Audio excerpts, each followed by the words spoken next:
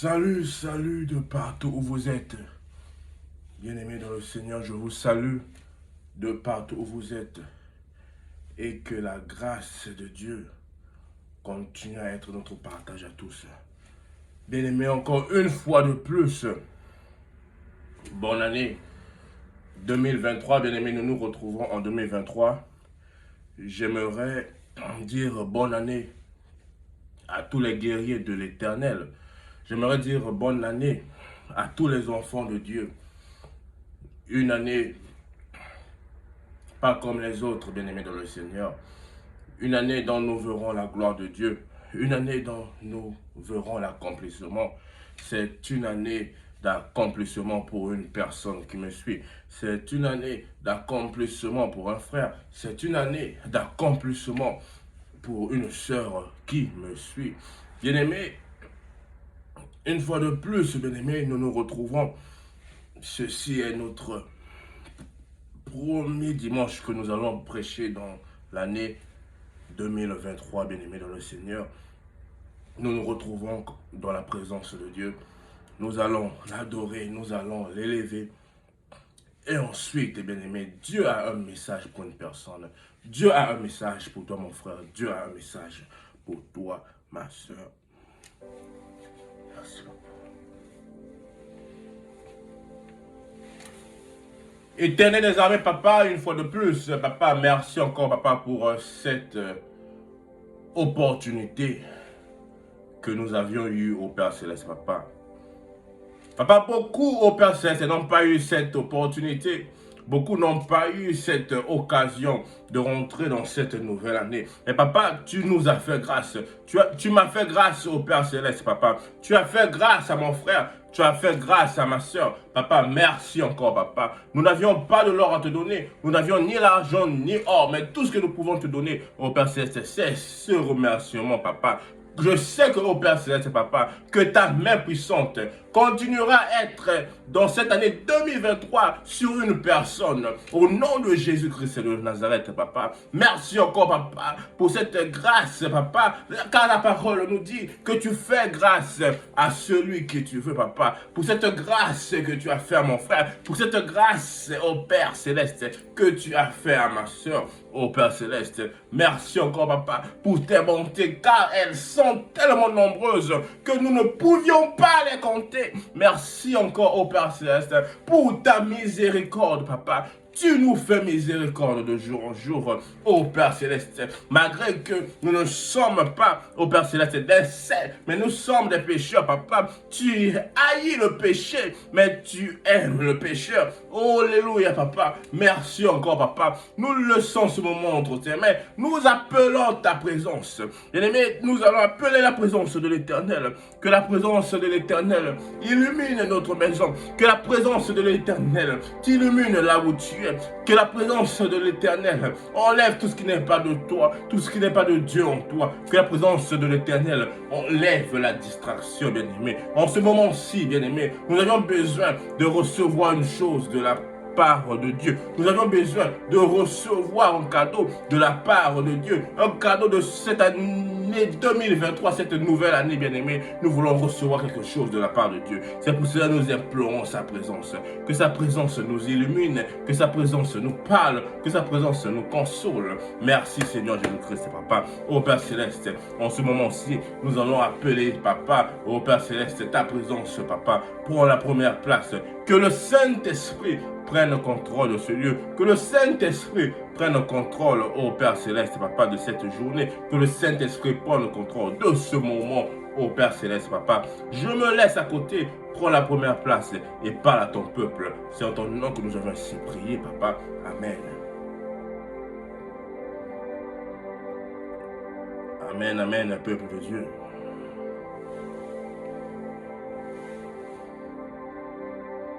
Bien-aimés, en ce moment, bien-aimés, aujourd'hui, bien-aimés, nous avions un thème et un sous-thème. Le thème du message d'aujourd'hui, c'est le double identité. Amen. Et notre sous-thème est: quelle identité marcheras-tu avec tout au long de cette année 2023? Amen. quelle identité marcheras-tu avec tout au long de cette année 2023? Prenons notre Bible. Bien-aimé, prends ta Bible dans le livre. Nous sommes dans Genèse. Genèse, verset 7. Nous lirons de 34 à 36.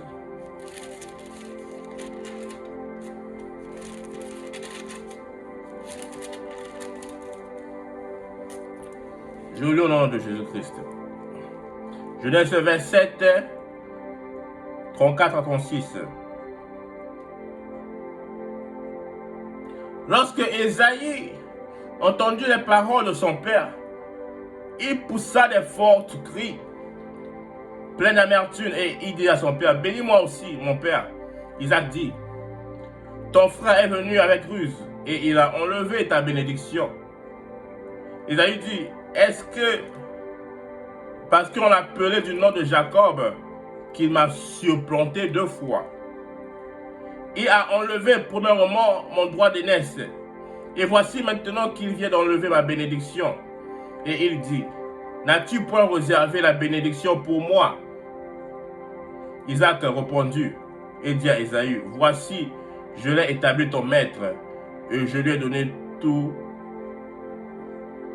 et je l'ai pourvu du blé, du vin. Je lui ai donné tout, mon fils. Je n'ai donc rien à te donner pour toi. Amen. Bien-aimé dans le Seigneur,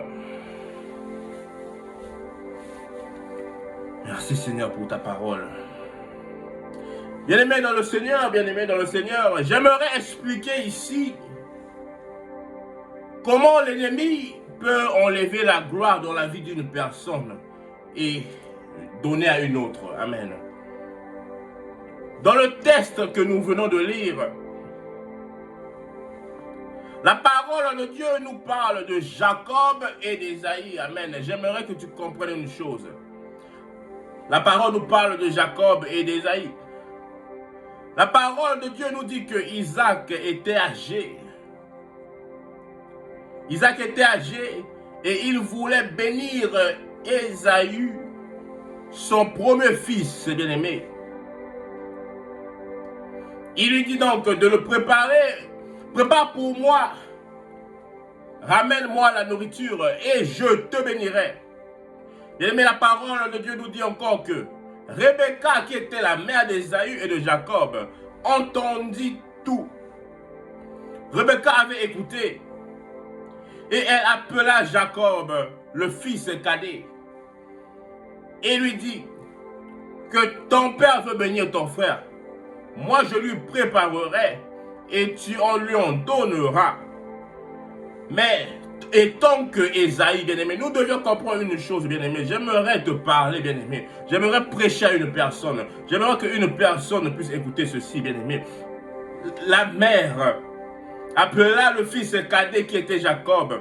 Lui dit que j'ai entendu ton père vouloir bénir ton frère, ton grand frère. Mais moi, je lui préparerai et toi, tu l'emmènerais la nourriture. Mais pas étant que Jacob, mais étant que Ésaïe, bien-aimé.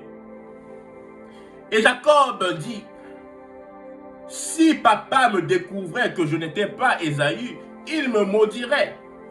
Elle dit que cette malédiction tombe sur moi. Bien-aimé, j'aimerais que tu me suis bien, bien-aimé. J'aimerais que tu me suis bien, j'aimerais que tu comprennes une chose. J'aimerais parler à une personne, j'aimerais prêcher à une personne. Mais je parle du double identité. Je parle du double identité. Quand Jacob venu, il se revêtut de la peau d'un animal. De la peau d'un animal, bien aimé. Parce que la Bible nous dit que Ésaïe était velu. Son père le toucha. Son père toucha Jacob. Et il lui dit, qui es-tu? Il dit, je suis ton fils Ésaü. Et le père mangeait de sa main la nourriture que Jacob emmena et le père le bénit, bien-aimé.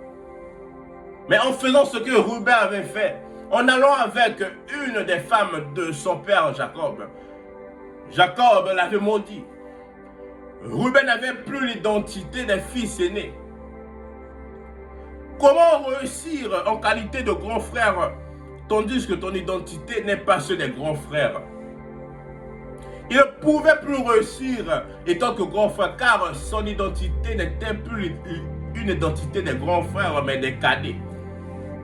C'est pour cela tout ce qu'il fera, étant que grand frère, ne réussira pas parce qu'il a une identité des cadets. Amen. J'aimerais qu'une personne comprenne cela. Pour qu'une personne avance dans la destinée de sa vie, elle doit savoir quelle identité je marche avec. C'est pour cela, bien aimé, le sous-thème nous dit, quelle identité marches-tu avec pendant cette année 2023? Bien aimé, 2023, nous pouvions bien célébrer, bien fêter. Mais nous devions comprendre une chose, bien aimé. Si notre identité, si nous ne retrouvons pas notre propre identité, bien aimé, malgré les prières que nous ferons, bien aimé, malgré les prières, malgré les déclarations que nous ferons, bien aimé, que cette année-ci, 2023, les choses changeront. 2023 ne sera pas comme 2022, bien aimé. Si nous ne retrouvons pas notre identité, si nous ne changeons pas les données dans ce cas-là, bien aimé, rien ne changera. Amen. Je dois parler à une personne. Rien ne changera. C'est pour cela, tu remarques que chaque année, les mêmes choses. Les choses ne changent pas. Une année nouvelle, tu déclares ceci, cela, tu déclares. Mais les choses demeurent les mêmes. Pourquoi? Parce que l'identité demeure la même, bien aimé. Amen. Cette année, bien aimé, nous devions comprendre quelle est notre identité. Nous devions connaître. Pour que nous avancions dans la destinée de notre vie, nous devions savoir quelle identité nous sommes en train de marcher avec. Amen. Nous n'avions qu'une seule identité. La parole de Dieu nous dit, en lui nous avions pleinement reçu. Dans le livre de Colossiens 2.10, Colossiens 2.10 nous le dit, qu'en Jésus, nous avions pleinement reçu. Ce que nous avions reçu doit rester en nous, bien-aimés. Ce dont Dieu voulut que toi tu es, doit être ce que pour toi. Ils doivent rester en toi. Si ce dont Dieu t'a donné ne reste pas en toi, bien-aimé, il a un problème, bien-aimé. C'est là où nous parlons de l'identité, d'un échange d'identité. Amen. Alors, pourquoi cela ne fait pas voir? Pourquoi ce dont que Dieu t'a promis? Pourquoi le livre de Colossiens 2.10 nous dit que nous avions pleinement reçu en Christ? Mais pourquoi nous ne le vivions pas? Pourquoi cela ne fait pas voir? Pourquoi cela ne se fait pas voir, bien-aimé? La réponse est l'identité, bien-aimé. Un échange d'identité. Amen. On peut être intelligent. On peut avoir tous les diplômes de ce monde. Bien-aimé, si l'identité à laquelle tu as est l'identité, bien-aimé, d'une personne qui ne doit pas voir le travail, malgré les diplômes que tu as, tu n'auras pas le travail. Si l'identité, tu peux être belle, une belle dame, une belle fille, tu peux être belle, mais si l'identité que tu as est pour une personne qui ne doit pas se marier, tu ne te marieras pas. Tu peux avoir tout, bien-aimé, mais si l'identité n'est pas pour que tu puisses avoir ce dont tu veux, tu n'en auras pas. Amen.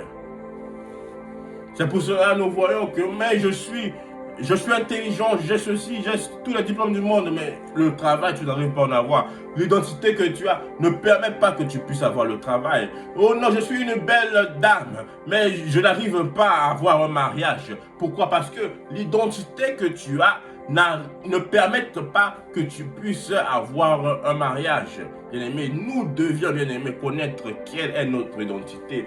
2023, j'aimerais qu'une personne, je te prêche, toi mon frère, je te prêche, toi ma soeur, j'aimerais que tu puisses comprendre quelle est mon identité. Quelle identité marcheras-tu avec pendant le long de cette année 2023? Amen. Quelle identité? Ton identité ne te permet pas de produire des fruits. Amen. Mais avec Christ, il a effacé l'acte dont les ordonnances nous condamnaient. Colossiens 2,14 nous le dit. Donc Christ a changé l'identité. Qu'est-ce que Christ fait quand il vient dans ta vie, quand tu le reçois étant que Seigneur et Sauveur? Christ enlève l'identité, il enlève tout ce qui est de mauvais en toi. Et qu'est-ce que Christ fait? Christ te donne son identité. Tu as une nouvelle identité, celui du Christ, celui de l'enfant de Dieu, bien-aimé. Tu vis une nouvelle vie. Et que c'est pour cela que tu verras que en Christ, bien-aimé, les choses passées sont passées. Voici des choses nouvelles, bien-aimé. Des choses que tu vivras en 2022, bien-aimé, que tu as vécu en 2022, en Christ en 2023. Ce ne sont pas les mêmes choses que tu vas vivre. Pourquoi? Parce que tu as décidé à le laisser prendre la première place, parce que tu as décidé à enlever l'identité échangée en toi, afin qu'il mette son propre identité en toi, afin que tu vives ce dont Dieu voulait que tu vives. Amen. La parole de Dieu dans le livre de Matthieu 11, 28 nous dit encore que venez à moi, vous qui êtes fatigués, je vous donnerai du repos. Bien-aimés, quand nous venons à Christ, bien-aimés, avec tous nos fatigues, avec tous nos problèmes, avec nos identités qui ont été échangées par l'ennemi, qui ont été échangées par les maisons familiales, qui ont été échangées, mais Christ prend tous ces poids, il prend tous ces fatigues, il prend tous ces problèmes, il nous décharge de cela et il nous donne son identité afin que nous vivions, bien-aimés dans le Seigneur. Il te donne une identité nouvelle. Il te donnera une identité d'un fils de Dieu. Amen. J'aimerais que nous puissions prendre la Bible dans le livre de Matthieu. Matthieu 15, 21-26.